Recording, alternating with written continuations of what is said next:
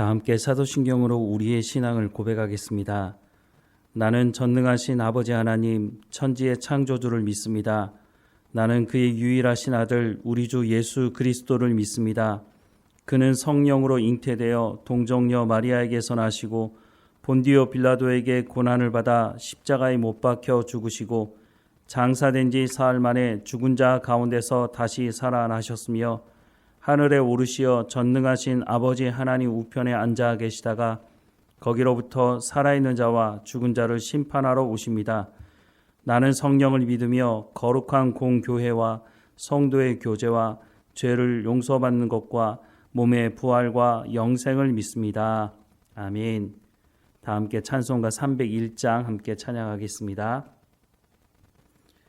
301장 함께 찬양하겠습니다. 지금까지 지내온 것 주의 크신 은혜라. 한이 없는 주의 사랑 어찌 이루 말하랴.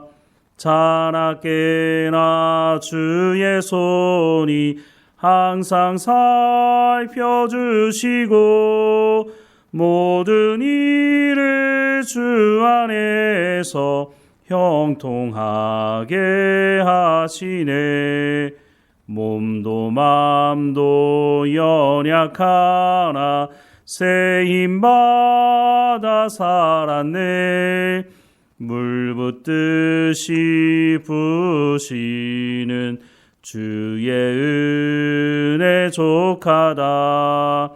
사랑 없는 거리에나 험한 산길에 맬 때 주의 손을 굳게 잡고 찬송하며 가리라.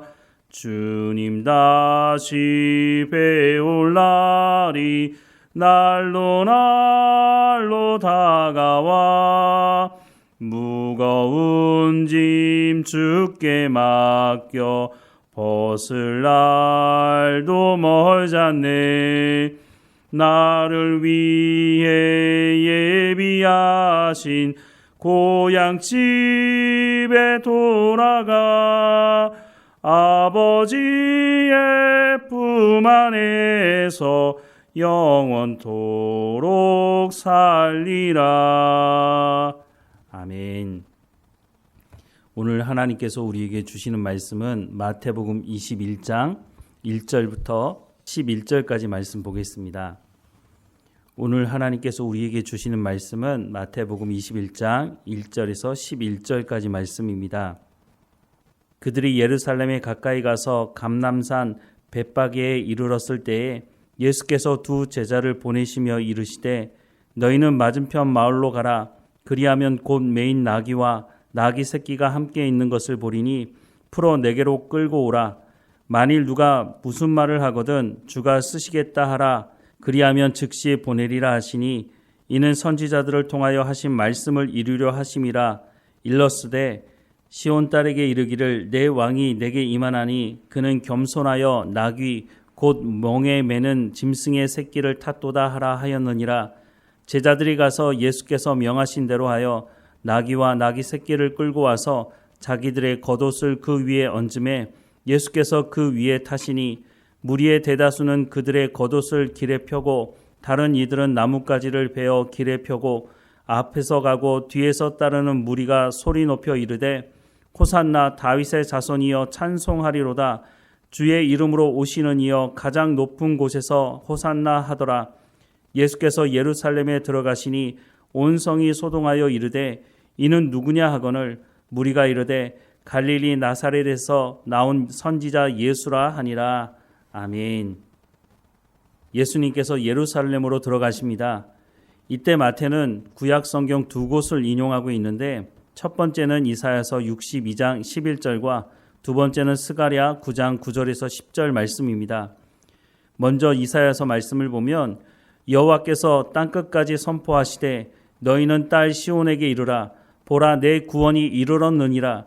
보라 상급이 그에게 있고 보응이 그 앞에 있느니라 하셨느니라 라는 말씀과 스가랴 말씀은 시온에 따라 크게 기뻐할지어다. 예루살렘에 따라 즐거이 부를지어다.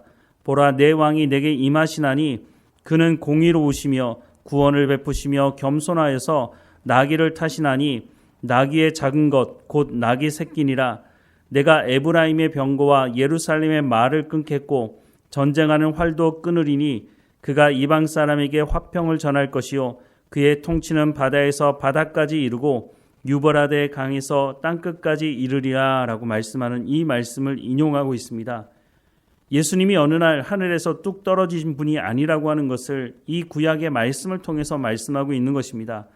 예수님은 이미 구약 성경을 통해서 하나님께서 약속하신 분이라고 하는 것입니다. 로마서 1장 2절 말씀도 보면 이 복음은 하나님이 선지자들을 통하여 그의 아들에 관하여 성경에 미리 약속하신 것이라 라고 말씀하고 있습니다. 예수님은 조작되거나 사람들에 의해서 만들어진 분이 아니라고 하는 것입니다. 구약 말씀을 제대로 알고 있었던 유대인이라면 예수님이 하나님께서 보내시기로 약속하신 구원자 메시아라고 하는 것을 알아차렸을 것입니다. 그러나 당시 유대인들은 예수님이 하나님께서 보내신 메시아라고 하는 것을 알아차리지 못했습니다. 왜냐하면 당시 유대인들은 자신들이 기대하는 메시아를 만들어 놓았기 때문입니다. 그들이 기대하는 메시아는 예루살렘에 입성해서 노마를 무력화시키고 이스라엘을 독립시키는 왕으로서의 입성을 기대했던 것입니다. 그렇다면 나귀가 아니라 말을 타고 예루살렘에 입성해야 했을 것입니다. 그런데 예수님은 나귀를 타고 입성하고 계십니다. 나귀는 평화를 상징하는 것입니다. 조금 전에 봤던 스가랴서 9장 9절 말씀에 보라, 내 왕이 내게 임하시나니 그는 공의로우시며 구원을 베푸시며 겸손하여 나귀를 타시나니 나귀의 작은 것 곧 나귀 새끼니라 라고 말씀하고 있는 이 말씀을 응하게 하신 것이죠. 예수님은 전쟁으로 정복을 통해 평화를 이루시는 분이 아니라 자신을 십자가에 내어주심으로 유대인뿐만 아니라 이방 사람들에게도 화평을 전하시는 분이다 라고 말씀하고 있는 것입니다. 예수님은 예루살렘 입성을 통해 사람들의 기대와는 너무 다른 길을 가고 계십니다. 예수님은 이전에도 사람들의 기대를 채우려고 하지 않으셨습니다. 사람들은 예수님을 왕 삼으려고 했으나 예수님은 그 자리를 피하셨습니다. 물론 예루살렘으로 입성하는 예수님을 많은 사람들이 환영하고 있지만 그들은 얼마 지나지 않아서 예수님을 십자가에 못 박으라고 주장할 사람들이었다고 하는 것입니다. 예수님께서 자신들의 기대를 채워주지 않자 예수님을 죽이라고 돌변한 것입니다. 이들이 요구하는 기대는 자신들의 탐욕을 채우기 위한 것이었습니다. 우리는 어떤 기대를 가지고 예수님께 나아가고 있습니까? 우리는 어떤 기대를 가지고 고난주간을 지키려고 하는 것입니까? 예수님의 고난을 깊이 묵상하고 예수님의 고난에 동참하기 위한 것입니까? 아니면 우리의 어떤 특별한 문제를 해결하기 위해서 지키는 것입니까? 왜 고난주간에 특별이란 말까지 붙여가며 시간을 마련할까요? 사람들은 특별이라고 하는 것을 참 좋아합니다. 특별 새벽기도회, 특별 집회. 1년 중 특별을 붙여서 하는 행사가 얼마나 될까요? 그러면 나머지 대부분의 시간은 특별하지 않다는 말일까요? 한국교회 목회자들이 교인들에게 안 좋은 습성을 길러온 것 중 하나가 특별이라고 하는 말을 붙여준 것입니다. 특별하지 않으면 다른 것이 다 허접한 것입니까? 그렇지 않죠. 오늘은 어제 죽은 사람이 그토록 기다리는 내일이 아닙니까? 오늘 우리가 얼마나 소중한 삶을 살아가고 있습니까? 물론 특별한 거 좋아할 수도 있죠. 하지만 매일매일의 삶이 하나님 앞에 특별한 삶이 아닙니까? 우리는 어떤 기대를 가지고 예수님께 나아가고 있습니까? 이사야서 53장 2절부터 4절 말씀이 우리가 기대하는 예수님의 모습이 맞습니까? 그는 주 앞에서 자라나기를 연한 순 같고 마른 땅에서 나온 뿌리 같아서 고운 모양도 없고 풍채도 없은즉 우리가 보기에 흠모할 만한 아름다운 것이 없도다. 그는 멸시를 받아 사람에게 버림을 받으며 강고를 많이 겪으며 질고를 아는 자라. 마치 사람이 그에게서 얼굴을 가리는 것 같이 멸시를 당하였고 우리도 그를 귀히 여기지 아니하였도다.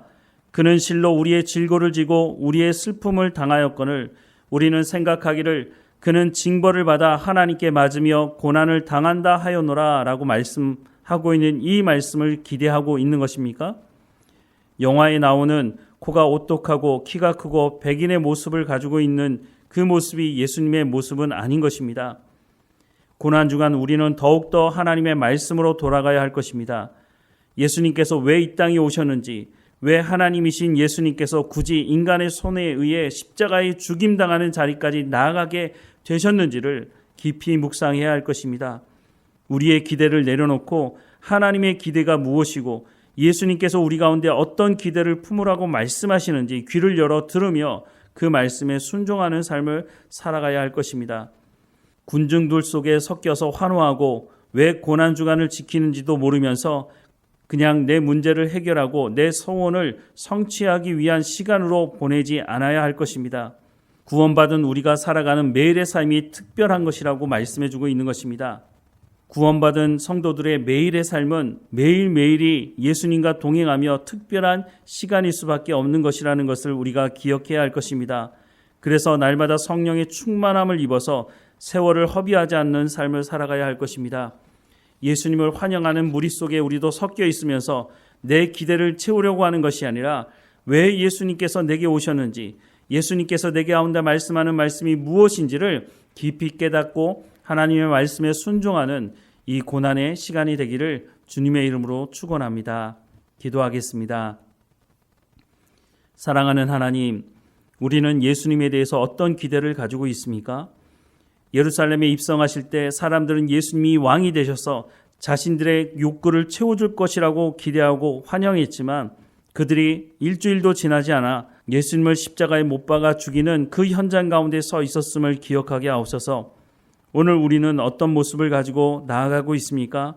하나님, 우리 가운데 예수님을 선물로 주신 그 은혜를 우리가 깊이 묵상하게 하시고 우리가 우리의 삶 현장에서 그 구원의 특별함을 늘 감사하며 살아가는 매일매일의 삶이 특별하다고 하는 것을 우리 가운데 생명 주신, 우리 가운데 구원을 베풀어 주신 그 놀라운 은혜를, 그 구원의 감격을 잊어버리지 않고 늘 하나님과 동행하며 기쁨으로 살아가는 우리의 삶의 현장이 될 수 있도록 은혜를 허락해 주옵소서. 예수님께서 우리를 위해서 고난당하셨다는 것을 기억하며 우리 가운데 베풀어 주신 그 구원에 합당한 삶을 또한 우리가 살아낼 수 있도록 오늘도 성령의 충만함을 허락해 주옵소서. 우리와 함께 하시는 하나님께 감사하고 예수 그리스도 이름으로 기도드립니다. 아멘. 하늘에 계신 우리 아버지, 아버지의 이름을 거룩하게 하시며 아버지의 나라가 오게 하시며 아버지의 뜻이 하늘에서와 같이 땅에서도 이루어지게 하소서.